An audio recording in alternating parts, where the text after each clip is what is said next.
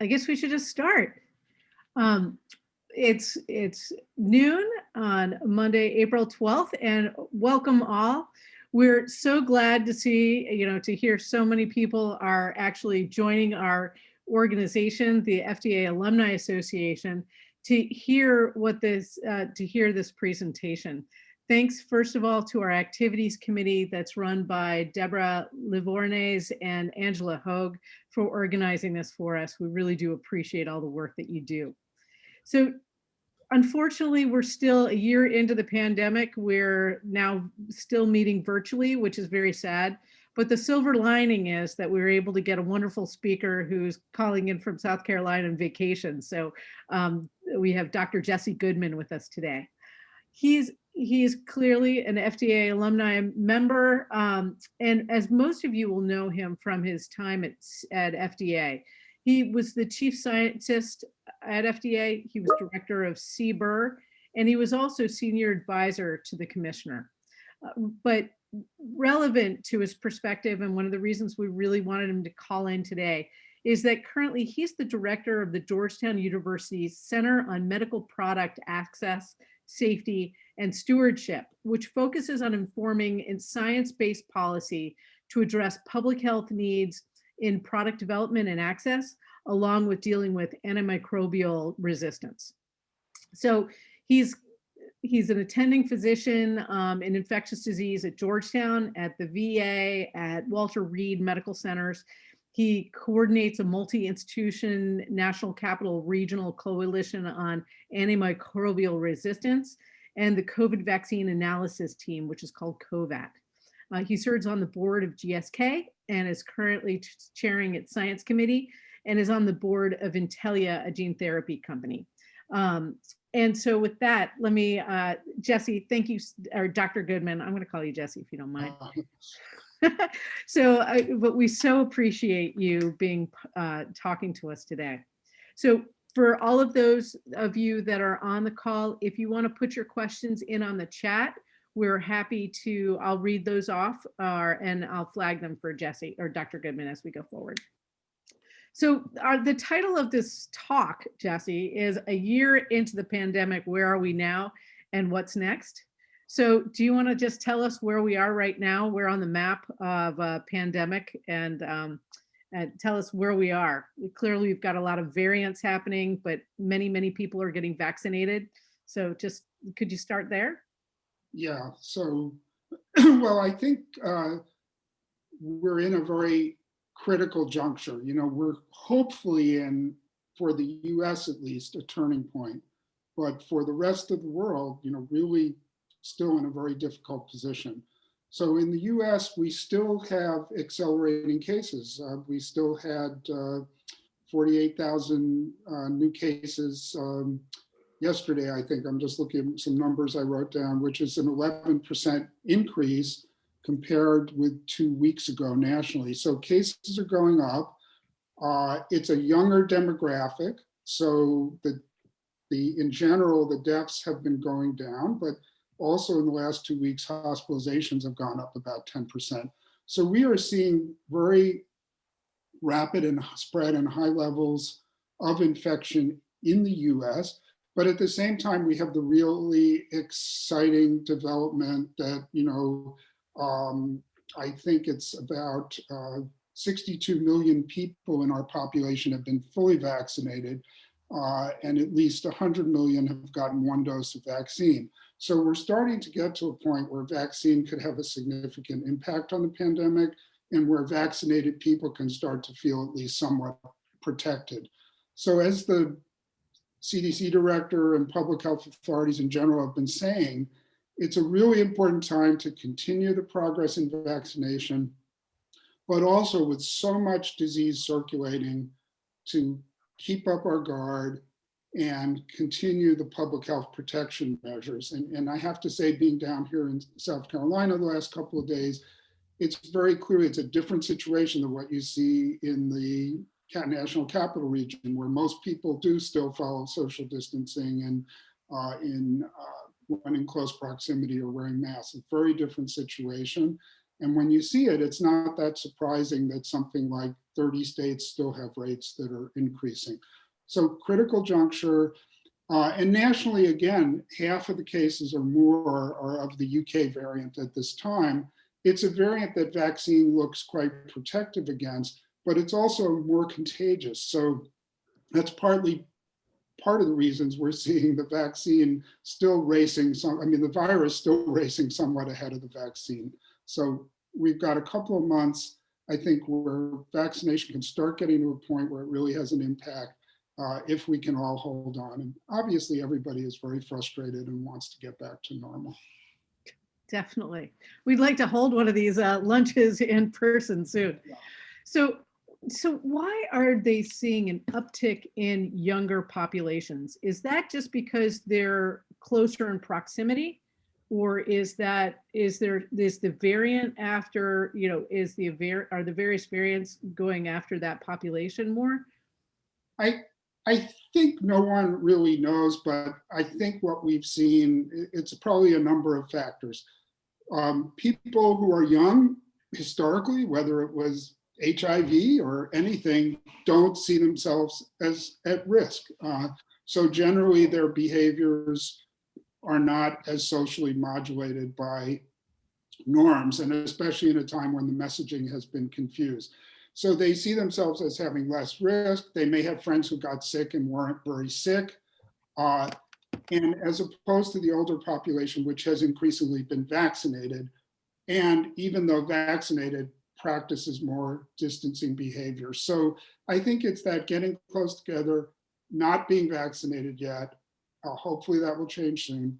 And then, you know, not yet, the infection yet hasn't ripped through those populations. So I think that's why we're seeing it. And anybody, obviously not everybody's 18 to 20-year-old is doing this, but anybody seeing these pictures of spring break in Miami or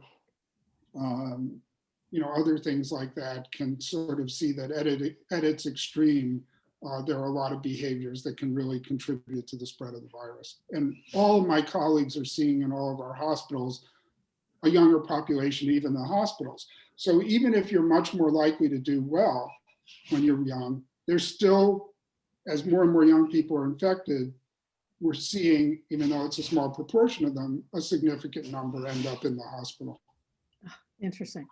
Now, you know, we always knew to vaccinate the older population, but at this point, what is the youngest population that that is now being vaccinated? Yeah. The youngest that are covered under a current emergency use authorization are 16-year-olds, which in Pfizer had included in their pre-EUA studies. So they're the only one with authorization. And other great news is they recently submitted data from their 12 to 15-year-old study, which we haven't seen the data from, but they've reported that it's good. And my hope is within a couple of weeks or 2 to 4 weeks, FDA will have reviewed that, and then we'll be able to, if it all checks out, to expand authorization to that adolescent group. In addition, Moderna has been doing studies in younger individuals, has J&J. So hopefully we'll have some of those data soon, because I think to stop, one of the things in a way that comes out of this discussion now is if we really want to put a damper on things and ultimately get life back to normal and not have our hospitals full, we're going to also have to immunize young adults and ultimately children. So hopefully these young adults can be added to the mix this summer even, and I think then we can make incredible progress. Yeah, I hope so. My 14-year-old son just got COVID traced, one of his friends at school. And now 39 of the kids are out of school because they were within 6 feet. And so they can't go back to school for 2 weeks. So it's just when we finally got them back. So, well, that's you know, when you know, both for young children particularly, but which may be longer in getting the data and more complicated, but certainly for the teenagers and college students, it's been a very challenging year. And one of the things I'm hoping is most of them can be vaccinated by fall, and that a lot of education can hopefully get back to normal. please. I hope so. So how does one define when a pandemic is over? Is there any technical, stopping point that we should be aware of? It's a really interesting question, and I don't think that there's a formal definition. But if outbreaks of a disease at a significant level, ongoing transmission are occurring in majority of regions and countries of the world, that would still be considered a pandemic. So, I think we've got some way to go before this one is over. This may end up, I think, as most epidemiologists and infectious disease colleagues think, and as I think, it may end up with us sort of in a situation where it becomes more endemic. It's not gone, but it's more controlled. It's not dominating our healthcare system. You'll have people who get disease despite being vaccinated. You'll have people who aren't vaccinated get disease, but at much lower levels. We may have to adjust vaccines periodically like we do with influenza. I hope not. I would hope someday we get rid of this, but I think this virus is showing us so many curveballs that, right now we can't get overconfident.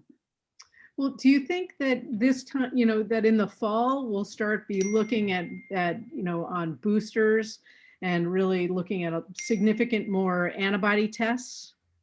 What do you think the next phase of this is? Well, first we get everybody vaccinated that we can, but then what's the next stage? Well, I think then we're going to start getting more data on, number one, how long does immunity from vaccine last? So I think, so far the data from Pfizer and some hints of it from Moderna suggest that during the 6-month period, which is the time period that FDA coincidentally has said they want to see for licensure, that during that period, the vaccine efficacy appears to remain strong. Whether that wanes even against the viruses they were made against originally, the original virus, or against the variants, is just going to have to be seen with time. I think most people's guess is that vaccine immunity, in a highly protective sense, may last a year or two, because that's sort of how natural coronavirus immunity lasts. And if anything, these vaccines look better. Now, on the other hand, if we see global emergence of strains that are at least partially resistant to the vaccine, like the South African or Brazilian strains, we may then be looking at the desirability of re-immunizing with one of those variant strains. And, I think we should be prepared for the possibility of doing that sort of a year into the vaccine campaign. I wouldn't be surprised to see that. And we still don't, global surveillance, and US is shamefully part of the deficit. Global molecular surveillance for new strains is quite poor and spotty. So instead of detecting new ones that may be causing a problem early, we're still playing catch up. And, I think one of the things that our government and global colleagues, including WHO, really need to do is, instead of this patchwork of academic and public health labs and initiatives doing sequencing, and there's no common data platforms, there needs to be both a US and global strategy around surveillance for new strains. And that would be, to me, very important to orchestrate and fund. This is not something that's academic and should be published kind of as its prime motivation. It's something that should be out there as a public health tool. But who would do that? I mean, I think that if you watch Meet the Press over yesterday, they were talking about COVAX, that we're giving a lot of money to encourage vaccines for the international population. But who is it? WHO that would do that? Who would have the clout to be able to coordinate that? Well, I think it would make sense on a global basis for WHO to be the coordinator. They haven't always been, what's the right word, an implementer or had a particular strength in implementation, either sort of resource-wise or organizationally. But I think it can be a coalition of groups like COVAX with the WHO, with other funders and working with people like US CDC, European CDC, China CDC, et cetera, that have resources that, bringing together just some kind of umbrella organization and strategy would be really important. And WHO, I think, could bring that together. But kind of like our CDC, there's a tendency in public health to just let all these different parties do their thing and try to patch it together. And I think this is too important for that. So one of the things when we did our, pre-brief, real world evidence seems to have a big role in this. The post-marketing surveillance. What when we come out of this pandemic, what do you think the residual learning will be on real world evidence and its value? Well, I think it's a mixed picture, which I think it's always been. I think we're going to see areas where we could have and should have done a much better job, and things, frankly, should have been organized 6 months ago. We knew, or 9 months ago, we knew a vaccine was coming. We should have had some systems in place to track doses, their efficacy, and their safety.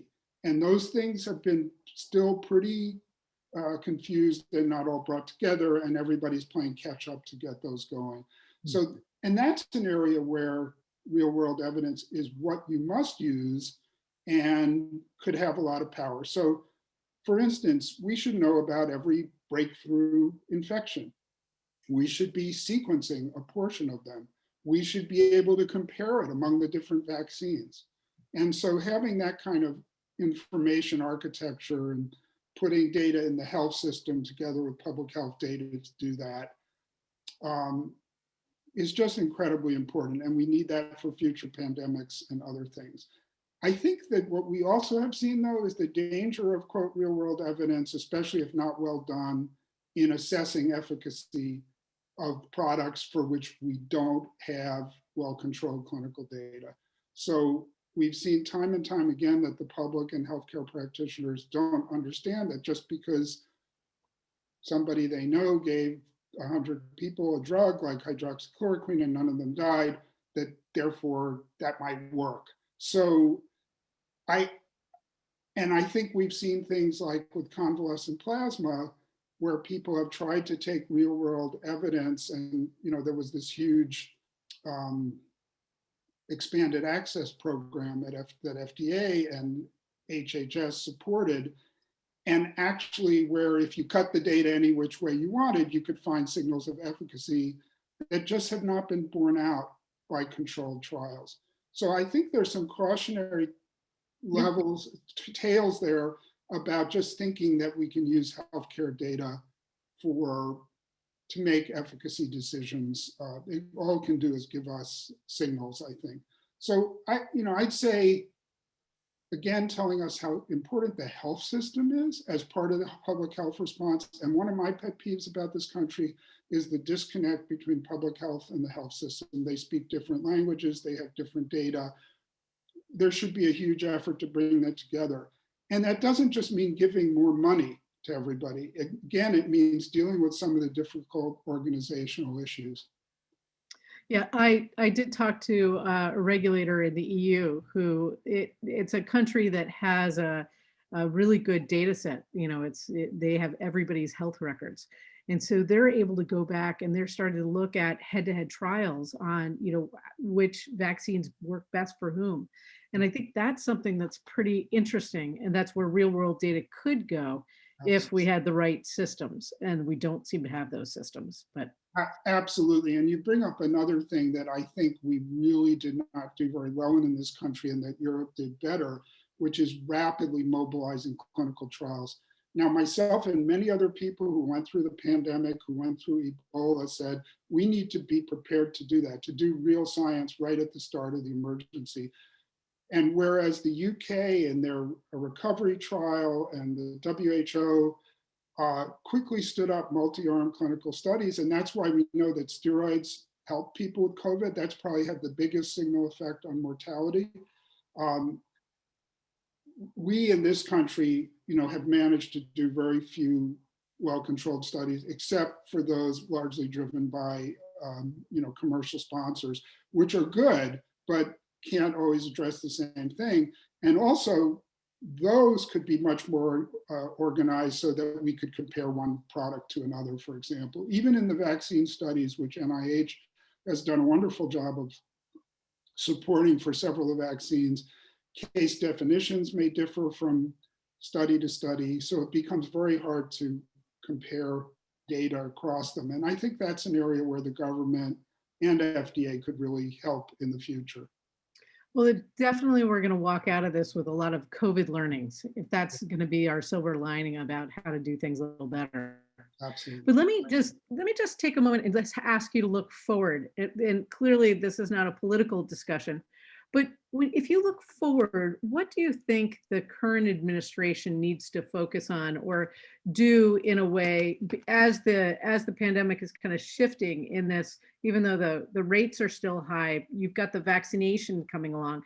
Where do you think they need to spend the most, of their time trying to get out of this?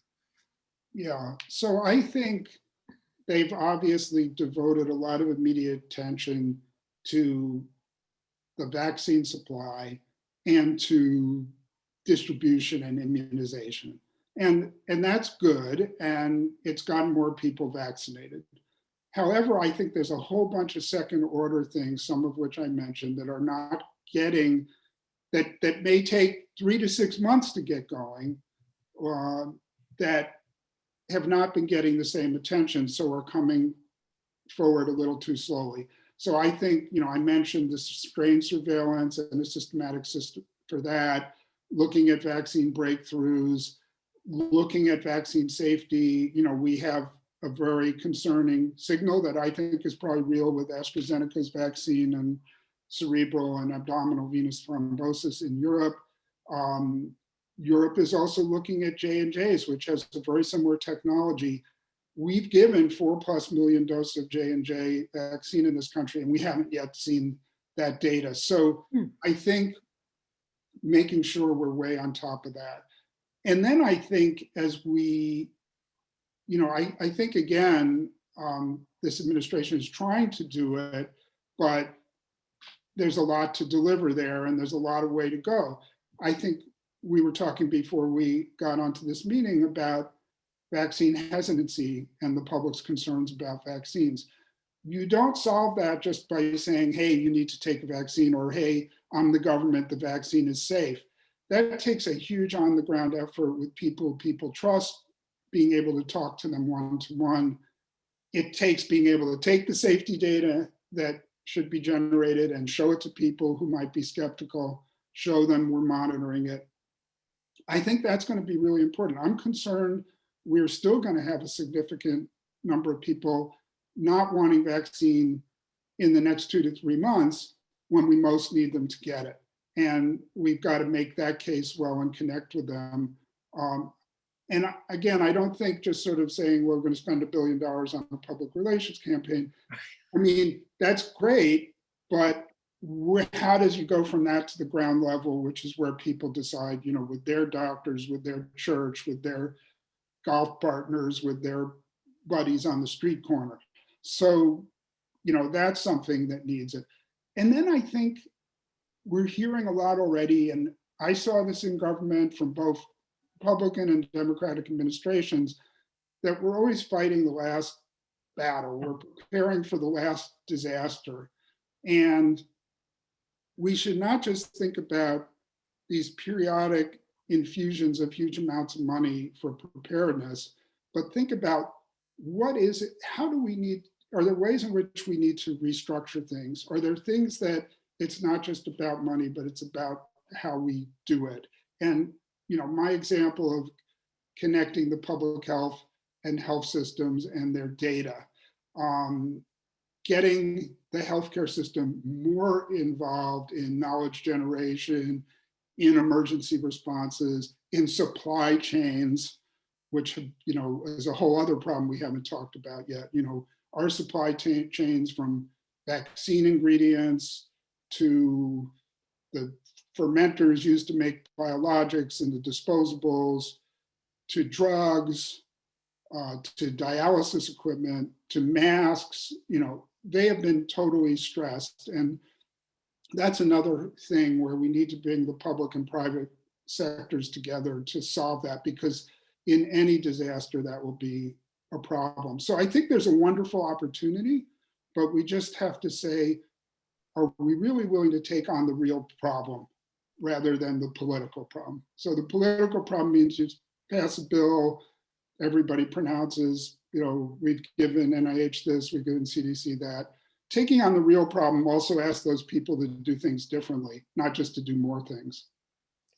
Well, and trying to figure out what are the key things that have to change, because I think there are a ton of little points of contact that people really don't focus on, and then everybody says, "Oh, well, we need funding for that." That's so. Yeah. I think that's right.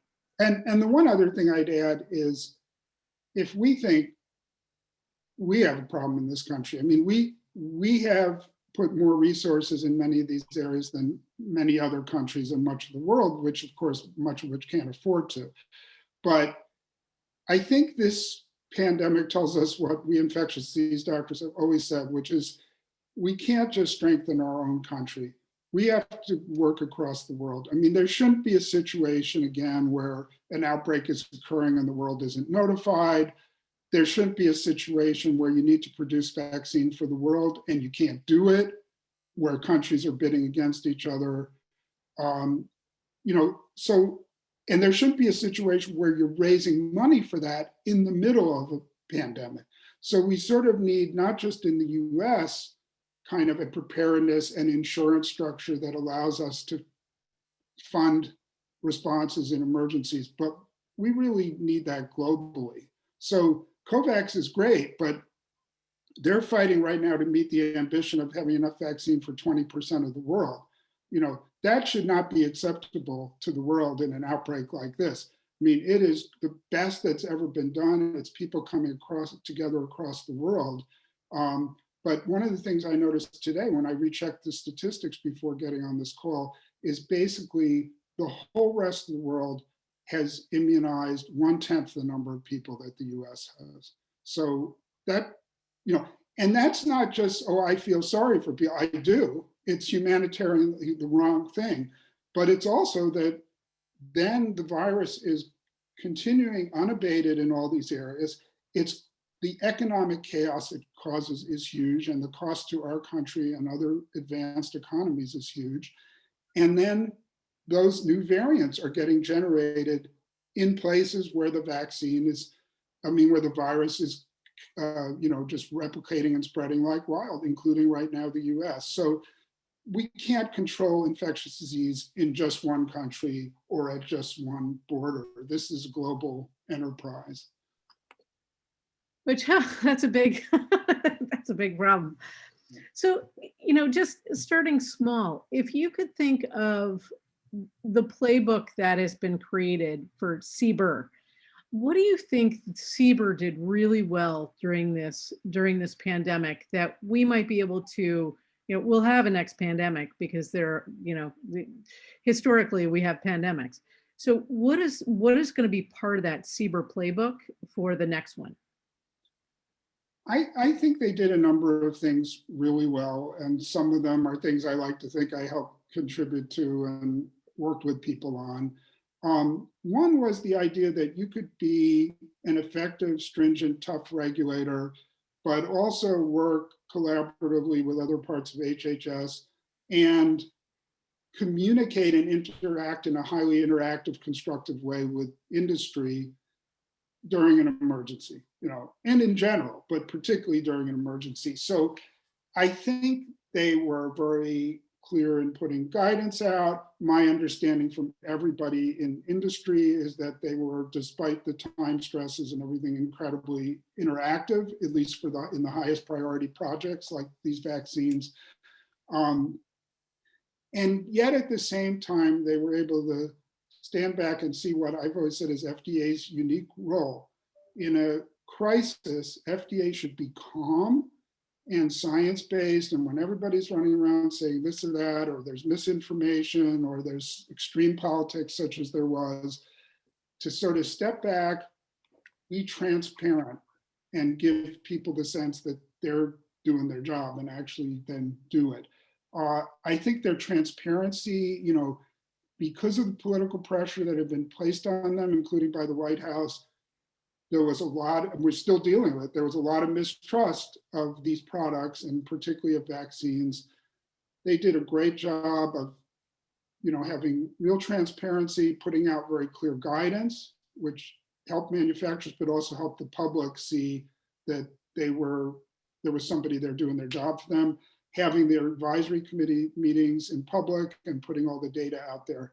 So I think those are things that were done really well, particularly in the vaccine world. Gotcha.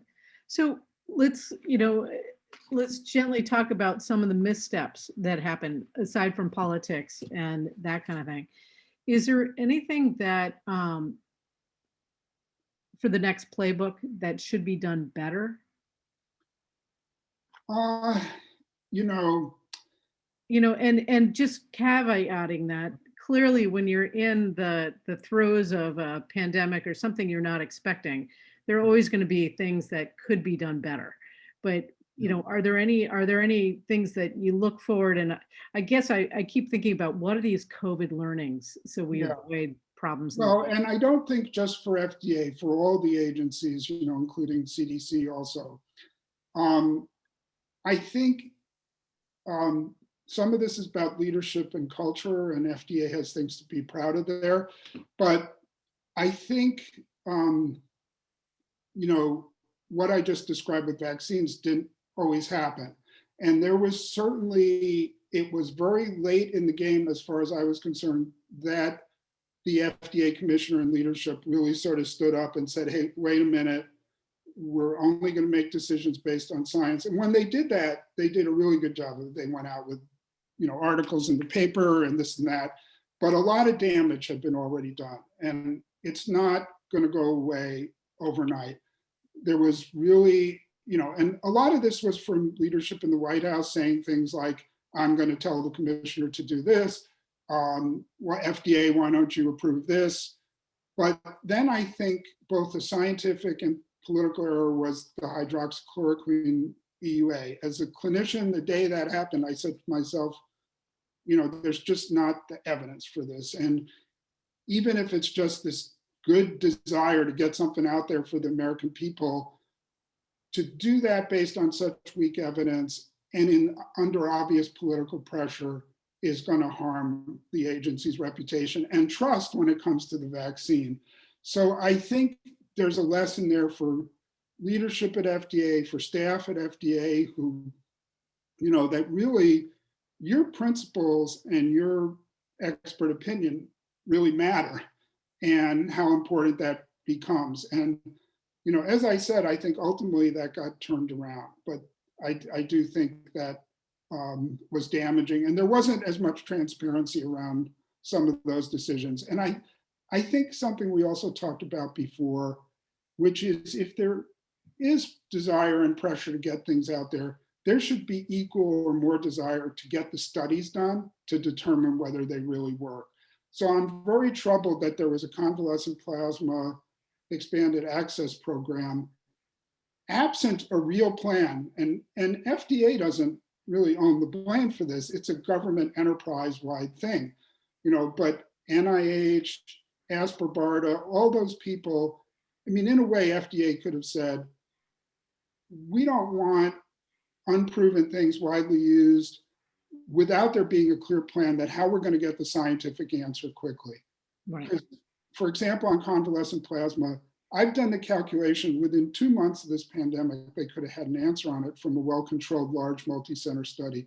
We're a year out and there's still controversy about it. So, and hundreds of thousands of patients got this at cost of hundreds of millions of dollars, probably lots of profits to some systems from doing that, and certainly the good feeling that you're doing something. But to not have answers, I think that goes so against what FDA stands for, which is, doesn't matter what the product is, doesn't matter who the sponsor is, it's the scientific assessment of whether its benefits outweigh the risks. And I think I also recently have talked to some people about, do we need to rethink some of the EUA standards? And might that help prevent these kind of problems in the future? And that I've pointed out that those, I myself and others were involved in helping put those together. And they were envisioned around a nerve gas attack, 9/11 kind of things we couldn't study, where we just would have to do our best in an emergency. Mhm. But it's different when you have a pandemic going on and you can get the studies done. And I think building that infrastructure to be able to do that, and then thinking about our principles or guidance around EUAs for how it incorporates that importance and looks at different situations differently. A nerve gas attack is different than a drug to treat sick people with COVID. Well, and I think also that as the pandemic goes on and hopefully lessens, where do you start drawing the line on the EUAs and when you return back to the less streamlined approaches? But I I think, think that's a really good and hard question too, because you don't want to just suddenly shift the incentives on the other hand either, because you don't want to say, oh, there's an approved vaccine. So pretty soon we'll hopefully have an approved vaccine. I think we're not going to have adequate supplies, so others will still be eligible for an EUA. But we really need to think about what would that mean if we've been getting 10 other people to develop the forthcoming products if they suddenly get dropped. So we need to sort of do some thinking about those kind of issues too. interesting. So let me shift gears a little bit. Heather Howe wrote in a question in the chat. So anybody who wants to ask a question or getting bored with my questions, put them in. But Heather wanted to know, how do you think consulting organizations can best help government agencies like FDA and CDC? If consultants want to best support the public health effort, would it be most valuable for us to offer better support in quality manufacturing consultation, support to manufacturers, or risk communications to help interpret the real world data and development of the consumer patient messaging, or all three? Yeah, I think those are all things where outside experts, including consultants, can be really helpful. And that's probably another thing we need to think about for this and future pandemics is, who are the stakeholders that can come together to help solve some of these problems? I think some of that just didn't happen, and it should have. It didn't happen at a national coordinated level. So, if you look at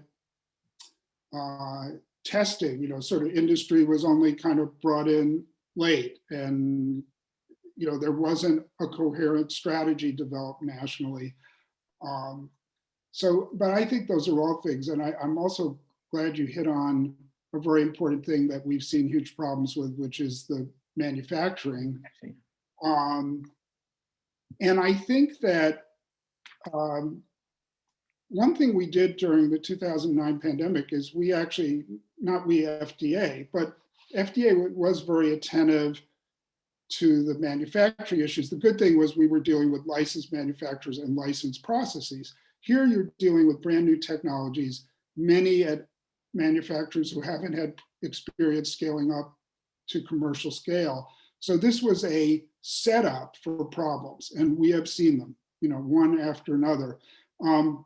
What I was going to say is one thing we used to do through BARDA and ASPR was we had people in the facilities from the government, tracking to be sure we were satisfied with what was going on in terms of quality systems, where companies needed help, et cetera. I'm not saying that could have avoided all these problems, but I think the governments in scale up of manufacturing need to be much more cautious than what happened in this case. And we're still seeing the fallout from that. And that could be a place where, a core of like core CORPS of experts with suitable conflict vetting and confidentiality vetting might have been able to help, just like we have volunteers come in to help with vaccination.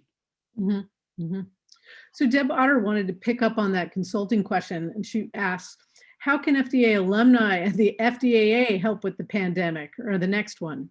I mean, we did from I chair the FDA Alumni International Network, and we did get outreach from Europe to see could we actually send reviewers in, somebody who had previously done to help.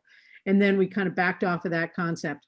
But do you see a role for an alumni organization, and how could we help?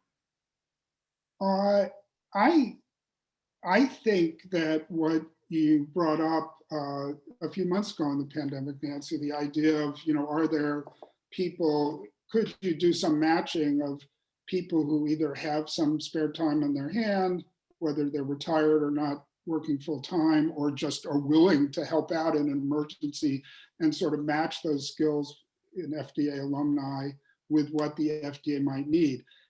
I think when you say that in theory, it sounds wonderful, but in practice, it's really tricky. You've got, to think about the paperwork and protections that need to be in place, the vetting, all those things. But that's an example of something to think about now. Doing it in the pandemic was hard, but maybe there's a way for FDAA or some global equivalent to create some kind of reserve. Think of it as a regulatory reserve, maybe, that could help. I think it would be a great idea, but I think they'd have to be ready to go. You couldn't solve the problems. You could spend 3 months solving the problems, the legal and other problems. So you'd have to work through all those issues. But I think that could be done. And that's an example of something that wouldn't take much government funding to support structuring. You would have the issue of how do you, like a lot of these things that are for once in 50 or 100-year emergencies, how do you keep that fit for purpose during the non-emergency times? Like you can't keep an idle plant. You can't keep an idle human reserve. So you'd have to think about, maybe this could be a force aimed at building regulatory capacity or enhancing interactions of industry with FDA in a safe space. I'd love to work with people to think about doing that. Well, perfect, because that's one of the international network's goal, is to be able to plug in with regulators and not speak as FDA, but to share FDA's thinking, and so that we can spread that around the world. So we do that. But so consider yourself signed up.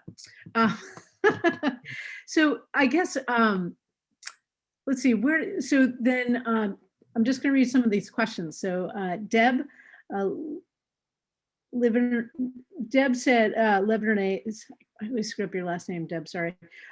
Any thoughts on the decision by FDA not to have an AdCom for the most recently submitted EUA application for adolescents? I actually, that's news to me. I had heard that sort of as something reported might not happen in the Wall Street Journal or something, but I feel like if the data are really strong and not questionable, that's reasonable. Although I would suggest that FDA then go out of its way to make it public and perhaps even invite public comment. I would just be a little careful. There are logistic reasons maybe to do that. There are people's time.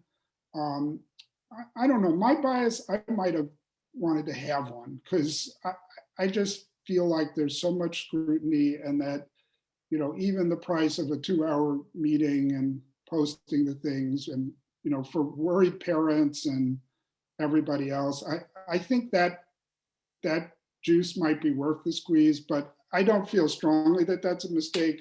But if they do that, then let's make sure there's transparency, so people don't go around saying, well, where's the data? Why didn't you have this? It's some conspiracy not to have this. Yeah. Sometimes you have to think about not just the science, but the public health communications. Yeah, and Deborah said basically that she read it in the press too, so nobody Let's can stay hold tuned. anybody. So that's what the latest thinking is from the press, but who knows? So Um, I, but I I don't, think that transparency thing is really important. As we were talking about earlier before we started the call, I was on a lacrosse field on Saturday where someone was telling me they wouldn't get their their college student vaccinated because they were really worried about a terrible side effect. But that's not something that's been in the press, it's not something that shows up in the data. So is that potentially a role for alumni? I mean, I feel like you need more scientists on the line talking about, knocking down some of the myths. And I don't know how you do that. I don't think an ad campaign does that well enough. And I'm not sure, doing ministers in communities and all of that, that's the first really important step. But I wonder if there are other communities that may need that too. yeah, I mean, I think to an earlier comment, there needs to be this really organized effort both to sort of understand the reasons around some of these beliefs, some of which have to do with disinformation and misinformation, which is promulgated on the internet, both by people who start out with a certain belief, but also by hostile economic and foreign actors.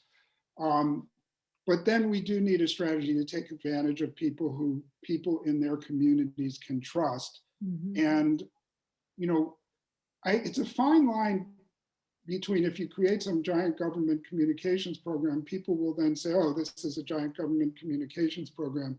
And maybe the best thing that FDAA type people can do is figure out how in your community, to engage, to help, to offer to go talk to groups.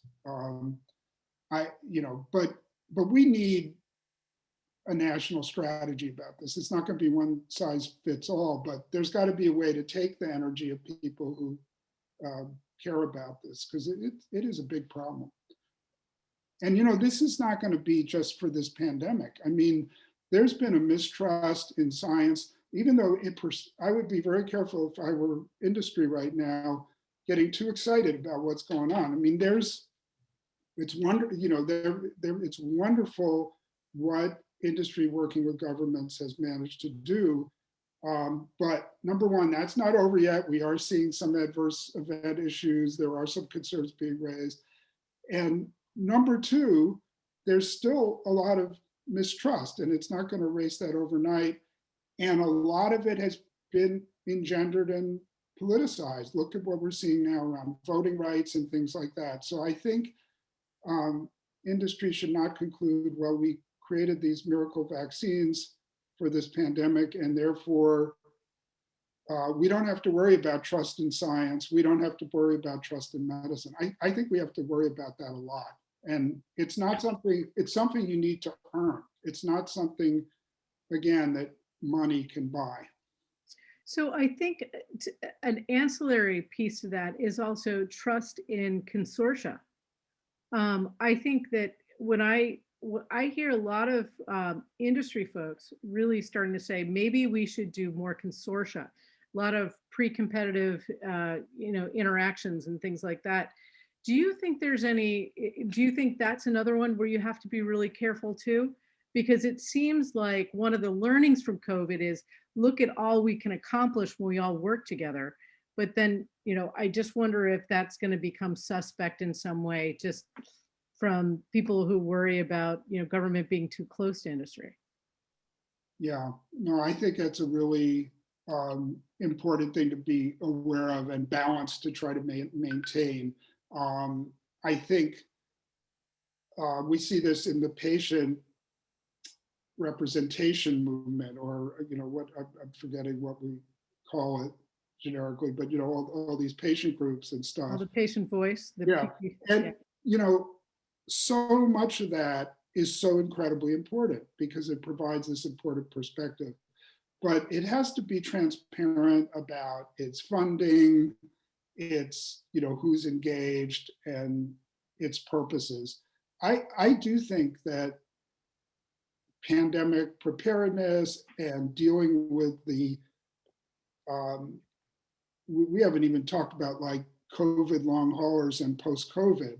I mean, that could be a huge thing that affects our population for years to come. And we can either get it right and have good science and make people better, or it could turn into, a real disability trap for our community. That's an example of something where I think working together, even after the pandemic, but starting now, that's another thing, by the way, I think Biden and those people, it shouldn't just be a few NIH grants. There should be a big national effort on figuring out what the post-COVID stuff is and doing real science, and not just doing a study at this university or study at that, but a national kind of approach. But anyhow, I think things like that are where consortia and collaborations across institutions and industry and government could be really helpful, where the purpose is clear, um, preparing global vaccine capacity for the next pandemic, sharing technologies in ways that doesn't destroy innovation. Those are all, I think, areas where that could be really helpful.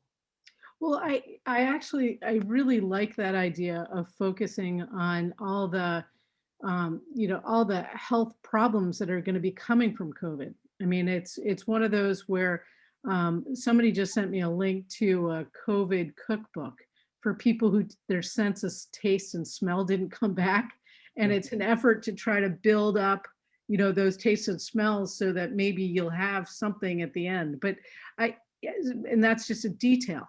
I mean, it's a quality of life detail. But so talk about, I'm sure in the groups that you run around in, people are talking about the importance of this. Where where else, NIH is doing a little, but where else do you, who is that a cancer moonshot kind of concept that has to be done, or how do you think you get moving on that? I think it's something where there should be national leadership that comes from the government at a higher level than a single agency. Maybe it's coordinated through the HHS Secretary's office. Maybe you bring in then all the scientific agencies like NIH and FDA and CDC, and maybe you bring in industry as well. And that we set up we both define what's the current scientific agenda, what's the sort of product development agenda, what's the epidemiology agenda. I think there should be, I'm not sure I'd call it a moonshot kind of thing, but I think it needs a national plan and strategy. And it's not one that we need 6 months from now. We need it like now. And it hasn't been happening. And the other thing is, if that doesn't happen, junk science will fill its place. So there's a lot of people seeking to profit off the pandemic. And there'll be all kind, just like there's a lot of alternatives peddled to vaccines or whatever. And the other thing is, it seems very clear that this virus can cause prolonged disability. But the last thing you want is to convince people who don't have disability that they have disability. So learning to know, what is the scope of the disease? Are there tests and metrics that will help us make informed diagnosis, so that either people who are affected, we're sure they get the attention and compassion and support they need, but we don't turn into a disability culture around, or where things that, like has happened with Lyme disease, where things that are not clearly related to COVID get ascribed to it. Because Right. It's a bucket. They yeah, don't know what it is. and there are a lot of poor patients that have real problems that we don't understand, and it's not going to benefit them to call it all COVID, but it's not going to benefit them if we don't pay attention to what happens from COVID after you get it, because it's really clear that, the taste and smell is very specific, but it's also very clear that there are going to be people with chronic respiratory problems, there are going to be people with chronic neurological problems, and if some of those need treatment and diagnostics, we need to get on that now. Yes, yes. You're so smart. That's wonderful. Now, so I'm going to call for any more questions. If you have any questions, the chat button is on the bottom, and it's got it's like that little bubble from a comic strip. So if you want to put any questions in the chat, if you click on that, you can just type it in and I'll see it. But so some really critical questions that I need answered is, when do we get back to the gym? What's your recommendation on that? Yeah, well, I'm probably somewhere in the middle spectrum of, and so a lot of this is how you personally view risk. And some of that is about your true risk. You know, are you older? Do you have premorbid conditions? Have you been vaccinated, et cetera? And some of that's about your risk tolerance. Personally, I think right now it's important for people to realize that on my last check, there was still something like 35 states in this country where rates are going up, rates of cases and also hospitalizations. So we're not out of this very high transmission that's going on right now. Some areas are lower, some are higher. But certainly if you're in a high transmission area, and even if you're vaccinated like I am, so I'm a good example. I'm somebody who's been vaccinated. You know, I'm older, but I'm very healthy. I don't have risk factors. I'm choosing not to do things that might expose me to risk, so long as they don't seem really compelling to me personally. So I'm not very worried about what I just did, getting on a plane fully vaccinated, wearing my N95, and coming to meet two of my kids and their families who are also all vaccinated except for the really little ones. You know, I probably wouldn't, because I just go out and run. So I probably wouldn't choose to go to the gym.